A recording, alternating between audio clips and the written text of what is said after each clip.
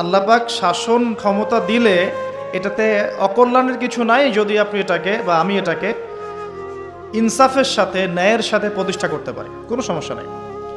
বরং আল্লাহ পাক পৃথিবীতে মুসলিম এবং মানুষদেরকে পাঠিয়েছেন আল্লাহর খলিফা করে। কি করে? সূরা বাকারা পড়েন, আল্লাহ পাক প্রথমেই বলেছেন, ওয়াইজ ক্বালা রাব্বুকা লিল মালাইকা ইন্নী জাইলুন ফিল আরদি খলিফা। হে নবী, স্মরণ করুন সেই সময়ের কথা যখন আল্লাহ পাক ফেরেশতাদেরকে বললেন যে আমি পৃথিবীতে আমার খলিফা পাঠাতে চাই। কি পাঠাবেন? খলিফা। খলিফা কাকে বলে? এন্ড খলিফা কাকে বলে এর ব্যাখ্যা জানতে হলে আমাদেরকে কোরআনেই যেতে হবে। সূরা সদ। কোন সূরা? সূরা সদ।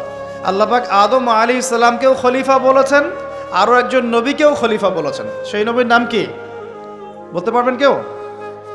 দাউদ আলাইহিস সালাম। কি নাম? দাউদ আলাইহিস সালাম। আর দাউদ আলাইহিস সালাম এই জেরুজালেম থেকে বিশ্ব শাসন করেছিলেন, খলিফা ছিলেন। তার ছেলে সুলাইমান আলাইহিস সালাম এই জেরুজালেম থেকেই বিশ্ব শাসন করেছেন, দুজনেই। তো দাউদ আলাইহিস সালামকে আল্লাহ পাক খলিফা বলার পরে আল্লাহ পাক বলছেন সূরা সদের মধ্যে মেবি 26 কি 24 নম্বর আয়াতে আল্লাহ পাক বলছেন, ইয়া দাউদ, হে দাউদ, ইন্না জাআলনাকা খলিফাতান ফিল আরদ, আমি আল্লাহ তোমাকে পৃথিবীতে আমার খলিফা করে পাঠিয়েছি। তোমার কাজ কি? তোমার খলিফার ফাংশন কি? ফাহকুম বাইনান নাসি বিল হক, তোমার দায়িত্ব হচ্ছে মানুষের মাঝে ন্যায়ের মানদণ্ডে বিচার ফয়সালা করবে, এটা খলিফার কাজ। ওয়ালা তাত্তাবিউল হাওয়া, তুমি তোমার প্রবৃত্তির অনুসরণ করবে না। যারা নিজের প্রবৃত্তির অনুসরণ করেছে, ইউদিল্লুকা আন সাবিলিল্লাহ, এটা তোমাকে আল্লাহর রাস্তা থেকে সরিয়ে নিয়ে যাবে। ইন্নাল্লাযীনা ইউদিল্লুনা আন সাবিলিল্লাহ লাহুম আযাবুন শাদীদ, যারা আল্লাহর সরল পথ থেকে বিচ্যুত হয়ে যাবে তাদের জন্য যন্ত্রণাদায়ক শাস্তি আছে। কেন? বিমা নাসু ইয়াউমাল হিসাব, কারণ হিসাবের দিন তারা ভুলে গিয়েছিল। সূরা সদের 24 থেকে 26 পড়ে দেয়। তো এই আয়াতগুলোতে আমরা খলিফার ফাংশন বুঝতে পারলাম। আল্লাহ পাক যাকে যেখানেই দায়িত্ব দিবেন, পরিবারে হোক, সমাজে হোক, প্রশাসনে হোক, রাষ্ট্রে হোক, তার কাজ একটা, আল্লাহর হুকুমে তার কাজ একটা। কি কাজ? ন্যায়ের মানদণ্ডে মানুষের মাঝখানে বিচার ফয়সালা করতে হবে, অন্যায় করা যাবে না। এখানে ঘুষ, সুদ, দুর্নীতি, করাপশনে আশ্রয় নেওয়া যাবে না। আপনারা কি আমার কথা রাগ করছেন? ফাযাক্কির ইন্নামা আনতা মুযাক্কির, আল্লাহ পাক বলেছেন তুমি উপদেশ দাও, তুমি শুধুমাত্র একজন উপদেশ দাতা। কাকে বলছেন? নবী সাল্লাল্লাহু আলাইহি ওয়াসাল্লাম। লাস্তা আলাইহিম বিমুসাইতির, তুমি কারো প্রতি দারোগা নও। ইসলাম চাপিয়ে দেওয়ার জন্য আসে না, এসেছে লা ইকরাহা ফিদ্দিন, দিনের উপর কোনো জবরদস্তি নাই, দিনে কোনো জবরদস্তি নাই। ক্বাদ তাবায়্যানা রুশদু মিনাল গায়, সত্য আর মিথ্যা স্পষ্ট হয়ে গেছে, চাপিয়ে দেওয়ার কিচ্ছু নাই। বরং আল্লাহ পাক ধর্ম নিয়ে বাড়াবাড়ি করতেও নিষেধ করেছে, কিন্তু সত্যটাকে উপস্থাপন করতে আল্লাহ পাক শিক্ষা দিয়েছে। তাই একজন খলিফার কাজ কি? ন্যায়ের মানদণ্ডে মানুষের মাঝখানে বিচার ফয়সালা করা, অন্যায় না করা। ওমর রাদিয়াল্লাহু আনহু নিজের ছেলে অন্যায় করার পরেও তাকে নিজ হাতে শাস্তি দিয়েছে। একটা বলবো, ওই যে ঘটনা জানেন, রাত্রেবেলা জনগণের খোঁজ খবর নিতেন তিনি, রাতের অন্ধকারে তাহাজ্জুদ নামাজ পড়তেন, পড়ার পরে বের হয়ে যেতেন, বের হয়ে মানুষের দুয়ারে দুয়ারে দুয়ারে। এখন এটা কঠিন, তখন কিছুটা সহজ ছিল কারণ মানুষ কম ছিল। তো এখন অন্য পদ্ধতি আছে। যাই হোক, শুনতে পেলেন যে মায়ের সন্তানরা কান্নাকাটি করছে, জিজ্ঞাসা করলেন কেন কান্নাকাটি করছে সন্তান। তখন এই মহিলা বলছে, সন্তানের মারা বলছে, ওয়াল্লাহি হাদা বাইনি ওয়া বাইনা ওমর, আল্লাহর কসম করে বলছি এটা আমার এবং ওমরের মাঝখানের বিষয়। আমি ওমরের নামে আল্লাহর কাছে নালিশ করব। কি নালিশ করবে? যে ওমরের আমলে আমি না খেয়ে আছি, আমার সন্তান না খেয়ে আছে। কথা বুঝতে পারছেন? এই কথা শোনার সাথে সাথে ওমর রাদিয়াল্লাহু আনহুর মানে বুকে আল্লাহ পাকের ভয় চলে আসলো, হৃদয় প্রকম্পিত হলো। প্রকম্পিত হওয়ার পর তিনি নিজে চলে গেলেন মদিনায়, যেটাকে বলি আমরা বাইতুল মাল, মানে রাষ্ট্রীয় সম্পদ যেখানে থাকতো ওটাকে বাইতুল মাল বলা হতো। সেখান থেকে একটা আটার বস্তা নিজের কাঁধে উঠিয়েছেন, উঠিয়ে নিজে পায়ে হেঁটে ওই মহিলার বাসায় যাচ্ছেন। তার পাশে থাকা একজন সাহাবী, তিনি বলছেন, তার নাম আসলাম রাদিয়াল্লাহু আনহু, তিনি বলছেন যে ইয়া আমিরুল মুমিনিন, হে আমিরুল মুমিনিন, আমাকে দিন, আনা আহমিলুক, আমি এটাকে বহন করে নিয়ে যাই, আপনি চলেন সাথে, সমস্যা নেই, আমি বহন করে নিয়ে যাই অ্যাটলিস্ট।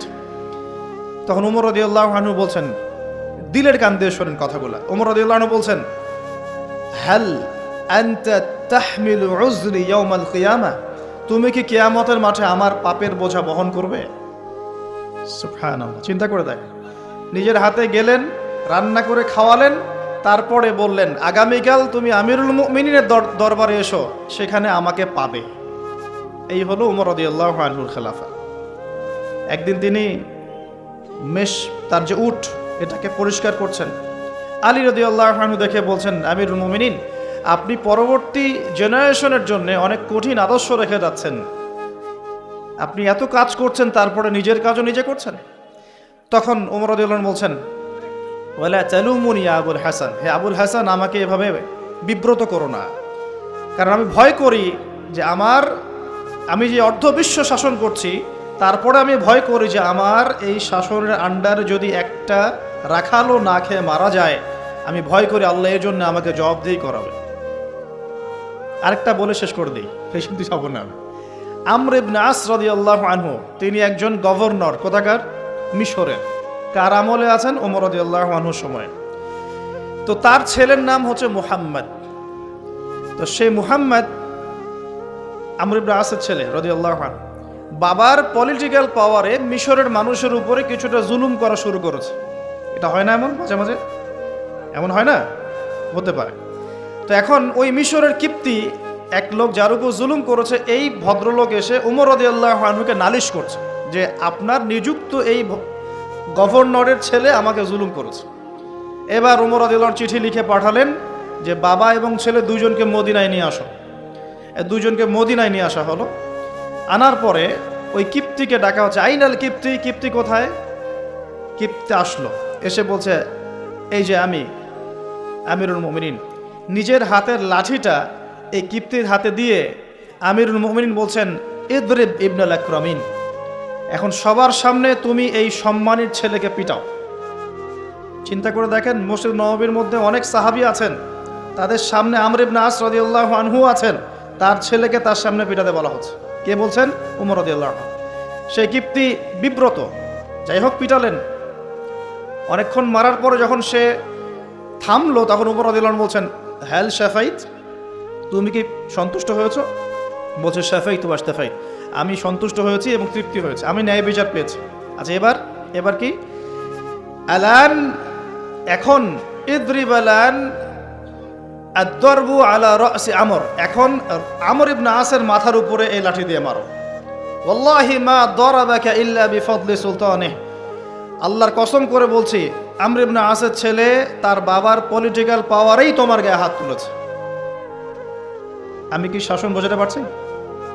এরকম শাসকতা আল্লাহ পাক নিষেধ করেন নাই, বরং এই শ্রেণীর শাসক হতে পারলে আরশের ছায়া আল্লাহ পাক ছায়া দিবেন ইনশাআল্লাহ। আল্লাহ পাক বলেছেন তার হাবিবের মাধ্যমে 7 শ্রেণীর মানুষকে আল্লাহ রাব্বুল আলামিন কিয়ামতের মাঠে আরশে আজিমের ছায়ায় ছায়া দিবে। কয় শ্রেণী? তার মধ্যে প্রথম হচ্ছে ইমামুন আদিল, ন্যায়পরায়ণ শাসক।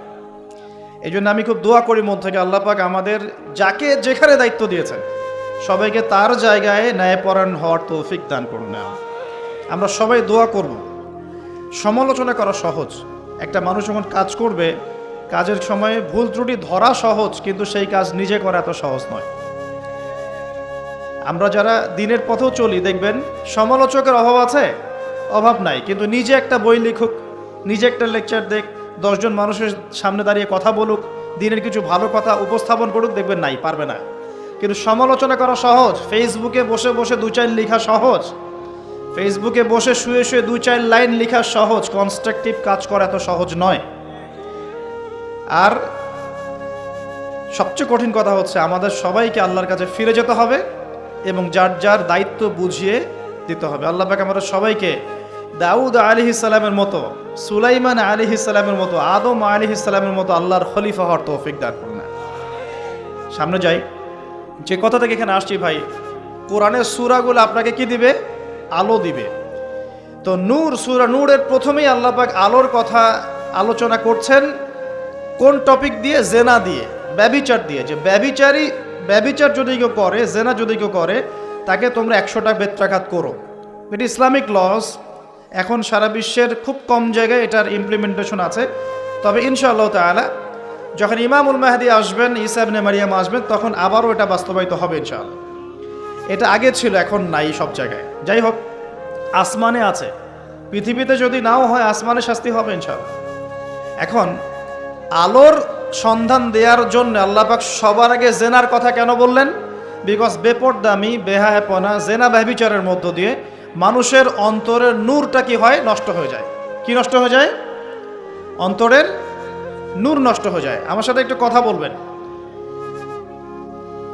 আপনি যদি সারাদিন ভালো কাজ করেন, কিন্তু রাতের বেলা যদি আপনি গোপনে পাপ করেন, পর্নোগ্রাফি দেখেন বা জেনা করেন, মাদকদ্রব্য সেবন করেন, সারাদিন আপনি যে ভালো কাজগুলো করেছেন এই নূরটা কিন্তু নষ্ট হয়ে যাবে, হবে না? আল্লাহর নূর যদি কলবের মধ্যে না আসে আপনি আলোর সন্ধান পাবেন না, জাহেলিয়াতের মধ্যে এই যে আলোর দিশা খুঁজে পাবেন না। আমরা বলি না জাহিলিয়াতের অন্ধকার, তো জাহিলিয়াতের অন্ধকারে আলোর দিশা খুঁজে পেতে হলে আলো লাগবে না? এই আলো আপনাকে দিবে কোরআন, স্পেশালি সূরা নূর। সূরা নূরে আল্লাহ পাক আরও বলছেন চক্ষু নিচু করার কথা। আমরা নামাজ পড়ছি যারা, মসজিদে যাওয়া আসার সময় যদি আপনার চোখে বেপর্দা কোনো মেয়ে চোখে পড়ে, আপনার চোখের মনের মধ্যে একটা খারাপ ফিলিংস আসে না? নূর নষ্ট হয় না? নূর নষ্ট হয়, আপনি বুঝতে পারেন। আল্লাহ পাক এই সূরায় বলছেন পর্দার কথা। যখন আপনি বেপর্দায় চলবেন আপনার কলবের নূর নষ্ট হয়ে যাবে এবং আপনার দ্বারা আরও হাজারো মানুষের অন্তরের নূরটা নষ্ট হয়ে যাবে। ওই যে একটা কথা আছে, মানে হাদিসই আছে, নবী সাল্লাল্লাহু আলাইহি ওয়াসাল্লাম মেরাজের রাতে যখন গিয়েছেন আল্লাহ পাকের সাথে সাক্ষাতে, তখন জাহান্নামে তিনি দেখেছেন বেশিরভাগ অধিবাসী নারী জাতি। কোন জাতি? নারী জাতি। প্রশ্ন একটা, কেন? উত্তর কিছু বের হয়েছে। এক, তারা কুফরি করে। কীরকম কুফরি করে?